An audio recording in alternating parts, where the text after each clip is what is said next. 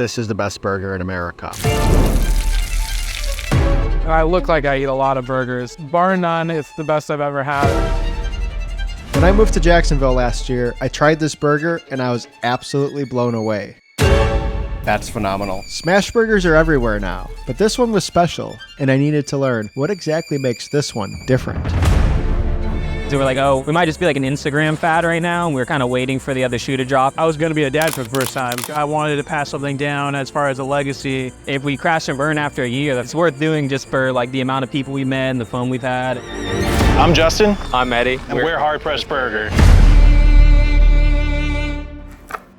We tell people we pop up. It's not something that like we literally just pop up. It's not something as easy as getting a tent, going to Walmart, buying you a 10-pound log of ground beef. It's not just any old meat that we're using. We made sure it's a custom blend that you can only get from us because it's our blend. It's our blended short rib, chuck, and brisket burger. It's what makes it our signature and, pretty popular.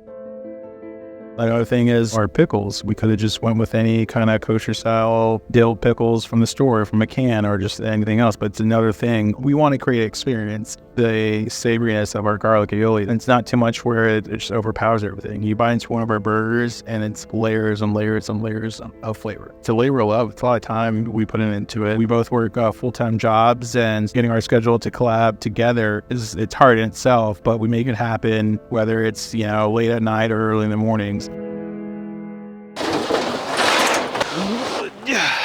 Hopefully it doesn't rain anymore on us. Won't be the first time. So we actually started almost a year ago. We got inspired by like George Motes and Nick Lepore, who do their own smash burgers in their own respective ways. And the smash burger we specialize is the Oklahoma smash burger. So what exactly is this magical smash burger? Legend has it that the Oklahoma smash burger, or fried onion burger, was invented right along Route 66 in El Reno, Oklahoma by Ross Davis, who owned the Hamburger Inn. The exact date is unknown, but the burger is a byproduct of the Great Depression. Meat was scarce and expensive, and onions were cheap, so Ross stretched the ground beef further by pressing heaps of thinly shaved onions into each patty. Topped with mustard and pickles, the result was both delicious and profitable. This original Hamburger Inn closed, but 3 El Reno spots still carry the torch to this day, all within a 4-minute walk of each other: Sid's, Robert's, and Johnny's. With that bit of burger background out of the way, here's Justin with their rendition of the classic.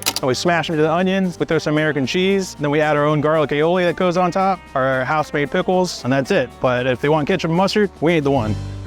It was about 2 or 3 months of our first initial R&D. We're always thinking like, how can we make it better? Yeah, it's definitely still an ongoing R&D process now. I mean, there were times where the burgers would come out one way, and then the next event, they come out a different way. So then we have to all right, well, why are they doing this? Why aren't they getting the crust? Or why do they not seem as fatty? Or what did we do differently this time that's making it come out a little bit different than it normally would? So we both came from restaurant industry too. So the first events that we were doing were all industry people that we knew, bars and restaurants that were kind of trying to support us. So Jacksonville, it's a growing city. Because of that, our food scene is kind of in the early stages of development, and you're starting to see all these really talented chefs and business owners really starting to make Jacksonville a food destination. Furthest person we had came from Georgia, and I was like, you came all the way from Georgia to try one of these burgers? He's like, yeah, man, they look busted. We're very lucky and blessed to have everyone out.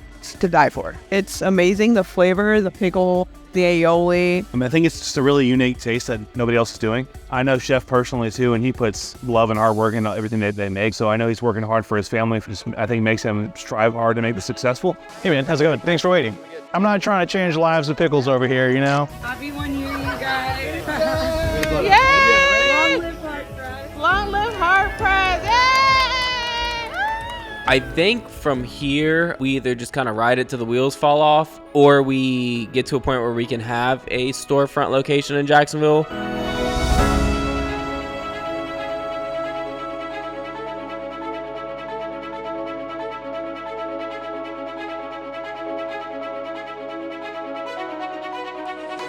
I don't even know how you're going to get that back there, though. Is that long enough to reach? Oh. shit. Well, it's lit now. When we first started, we're like, we're never doing a truck. We're only gonna do pop-ups, and then like maybe we'll have a brick and mortar. Yeah, when they approached us with this, we were like, it's a truck that's staying in like one location, so it feels like different than like traveling around and lugging around like a big old truck. So it's definitely more of like a partnership here. When we started this about 2 years ago, we didn't like think that this was gonna be like an option, but honestly, that was the end goal since we started it. Like, we wanted to do our own thing, be our own bosses. We're adding a few things. We're gonna add a bacon jalapeno variation, and then we're gonna have some fries, some variations on that, garlic parm fries, beer cheese fries with Ink Factory's beer. This is our test run, so I definitely say we have to play with the heat a little bit, but so far in here, like first impression, it's perfect crust, what we've been looking for probably for like the last year and a half. It's like a year and a half worth of refreshed anger that is turning into joy now. On the Blackstone, they just slide all around the grill. It took us a while to realize it was the Blackstone that was the issue, and just like heat problems. We changed our blend. We're like, oh, maybe it's too fatty or not fatty enough. Why is it doing this? Why is it falling apart? Why isn't it getting a good crust on it? It's just very hit or miss with the Blackstone, and then you have to deal with wind, you have to deal with rain, cold days, super hot days, so it's a lot more finicky. We kind of nailed it down to heat, and we had a feeling that this grill was going to work out a lot better than the Blackstones, and it has so far. But this boy's got edges on them, though. That's just crazy. It's what it should be all along. I did cook the piss out of them, though. Lower temperature. This is why it's a good test run. I'm used to the Blackstone taking 20 minutes. It's crispy as fuck. Crispy as fuck. Oh, yeah. We did it.